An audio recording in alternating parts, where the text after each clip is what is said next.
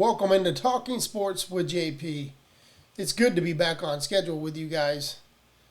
It's week 7. Can you believe it? We are already at the midpoint of the season and things are starting to get good. Without any delay, let's go ahead and get into my updated top 7 heading into the weekend. The Bulldogs hold on tight to the number 1 spot, and after last week, you might have to pry that spot out of their cold, dead hands. At number 2, the Wolverines continue to dominate the Big Ten, looking for a program tying high of 19 conference games win in a row this week. Ohio State holds on to the 3 hole as they're coming off a great win versus a previously unbeaten Maryland. Florida State once again finds themselves in the top 4 this week. First time since dropping out in week 5 after 2 consecutive narrow victories. A steady fall in the AP could spell doom for USC if they have to play a top defense. But as it is, they keep winning and finding themselves up to my number 5 this week. Not because of a 43-41 win over Arizona, but because of a 4-point loss from a team that was ahead of them in my rankings. Penn State is my number 6 team. See, Nittany Lion fans, all I said was keep doing what you're doing and that number would get smaller. Oklahoma wins the Red River rivalry, putting them at number 7 this week. The Sooners have a long way to go to get into my top 4, but they're trending that way. First 2 out still remains Washington and Oregon. Now, let's look at each team's matchup for Saturday. The last 2 years, Vanderbilt has failed to score on Georgia.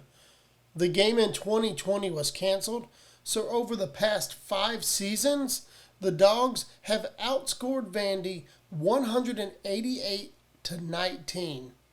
Vandy's last touchdown was in 2018, and it was scored with 2 seconds left in the game. So to say the matchup has been one-sided is an understatement. Georgia is coming off their best offensive performance of the season after hanging 51 on the previously unbeaten Kentucky Wildcats. The slow starts are a thing of the past as they outscored Kentucky 34-7 in the first half. Not good news for a Vanderbilt team who has not won a game in this series since 2016, winning that one by 1 point, 17-16. Vandy started the year 2-0, exceeding expectations before dropping the last 5, that is. I don't expect that losing streak to come to an end on Saturday. Georgia will look to Carson Beck to lead the way.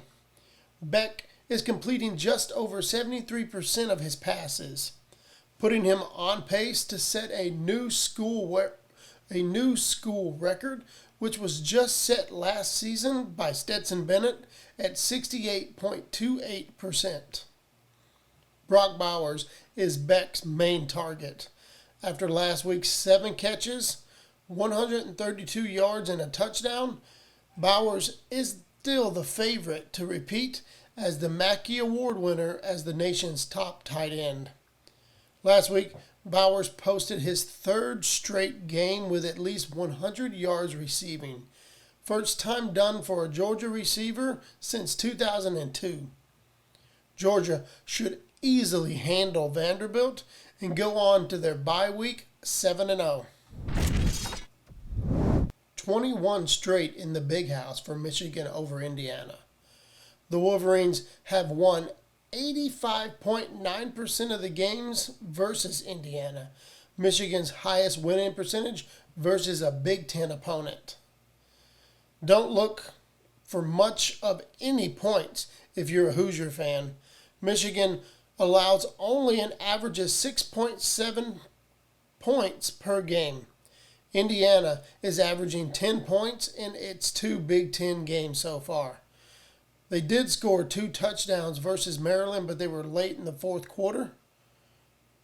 Look for Michigan to hit them with a 1-2 punch of Blake Corum and Donovan Edwards, opening up the play-action pass for J.J. McCarthy and Roman Wilson down the sideline. This should be a big game for Michigan on offense as they look to build on that 52-point performance from last week. Michigan wins big.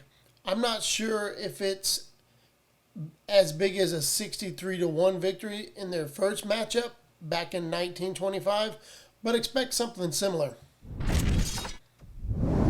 The state of Indiana has 3 Power 5 schools.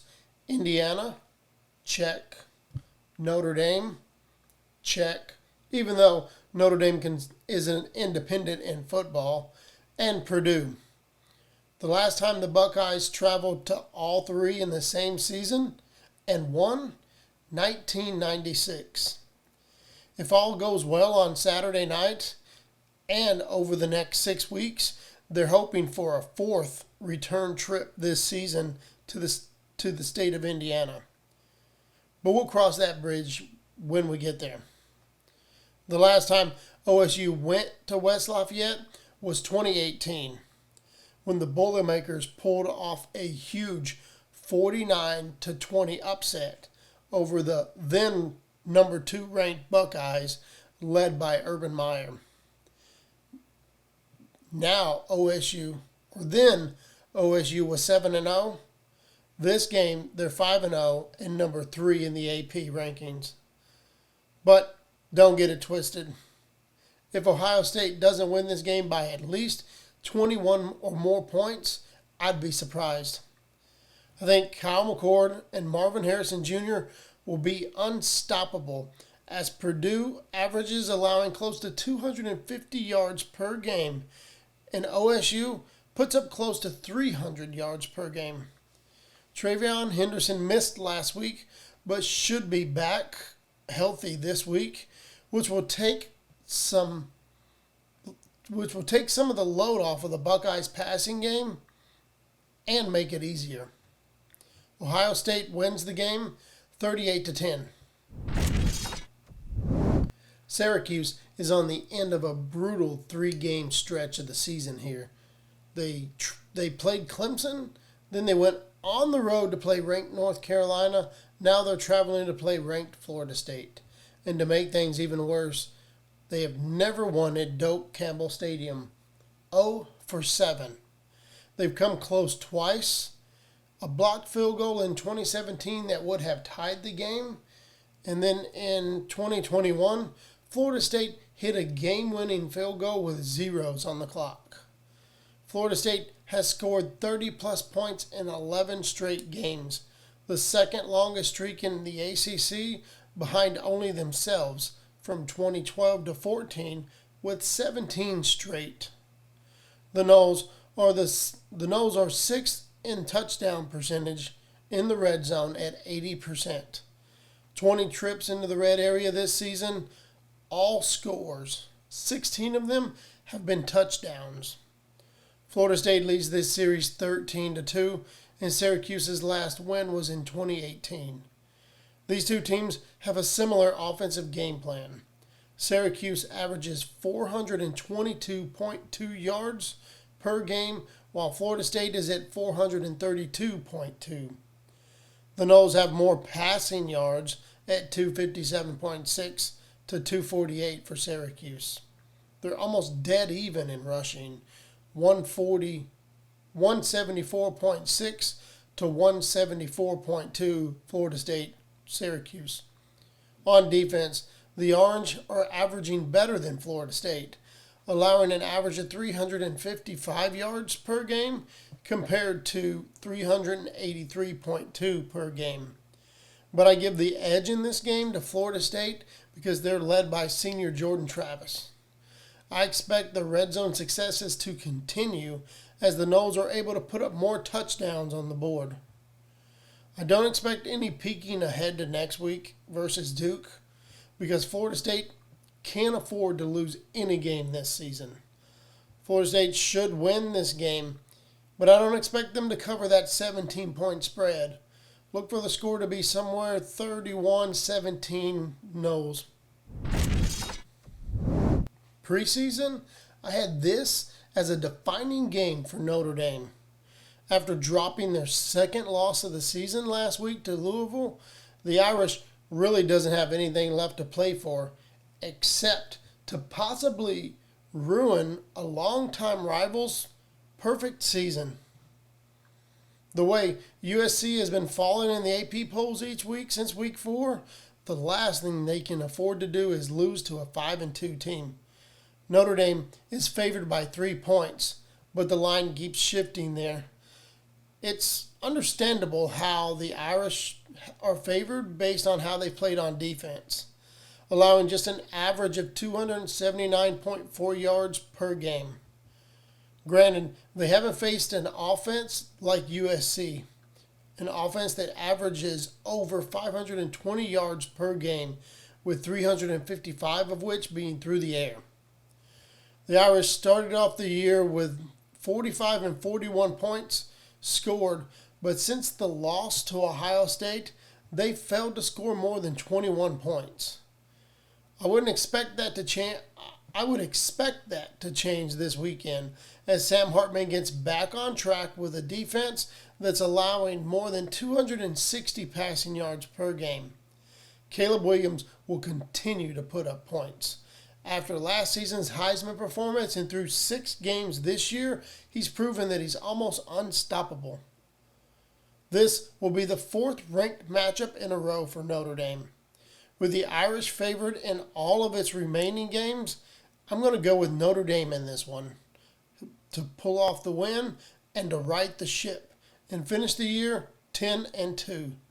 But they're still going to take a lot in order to make it back into my top 7 or the CFP.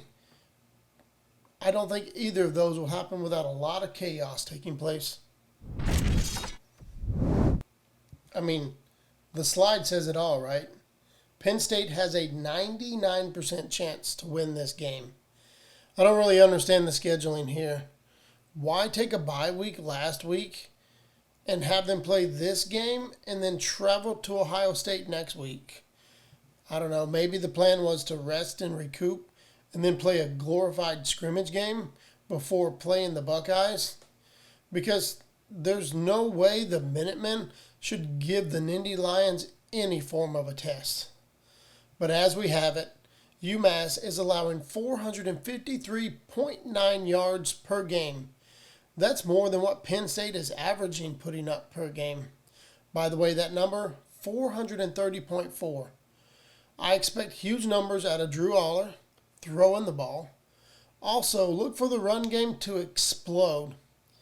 Katron Allen and Nicholas Singleton should easily put up close to 125 yards each. The score should be something in the 50s easily. I'm going to say 52-10 with UMass getting a late 4th quarter touchdown. The Sooners crushed the Longhorns' dream of an undefeated season last week in Dallas. This bye week is the perfect opportunity for Oklahoma to regroup and get ready for the second half of the season. Only one team remains ranked at the moment, and that team is Kansas. And without Jaden Daniels this weekend, I don't know if they can pull off the win in Stillwater. Now for my first 2 out, Washington and Oregon, with game day on site and a 3:30 Eastern ABC slot, all eyes in the college football world will be on this game. It might be one of the toughest for me to pick to date this season. Oregon on the road is favored to win by 3 and has a 54.9% chance to win according to ESPN. This should be an instant classic as these 2 rivals square off for the 115th time. Washington leads the series 61-48 with 5 ties and won last year's game. But the Ducks had won 3 in a row prior to that. These 2 are putting up yards, averaging 557.8 for Oregon and 569.4 for Washington. The defense, the Huskies, have allowed just over 109 more yards per game. The Ducks have outscored Washington 51-6. 51.6 to 46 points on average. It's not far-fetched to say whoever scores last might just win this game. I think Michael Penix Jr. and his plethora of wide receivers will be too much for the Oregon Ducks to overcome on the road. Even though it will be considered an upset, I'm taking the number 7 Washington Huskies over the number 8 Oregon Ducks, 55 to 43. Now, for what my playoff picture looks like for Week 7. I'm keeping Georgia at 1 and Ohio State at 2. As of now, I see them going undefeated. Oklahoma should have a smooth path to the 3 slot after taking care of Texas last week. I know they'll have to beat them twice, and that's the only way I see the Big 12 winner getting in. Expecting USC to lose this weekend, and more than likely once more this season, I've moved Michigan into the 4 spot. Much like Ohio State got last year in the actual CFP, with the one loss being to each other, I see the same thing this year with Michigan, as their only loss will be to the Buckeyes. Thanks for tuning in. Come back next week as I wrap up the Week 7 action. Don't forget to like, subscribe, and hit that bell for notification. And as always, you can find me on all social media at JP21Sports. I'll see you next time.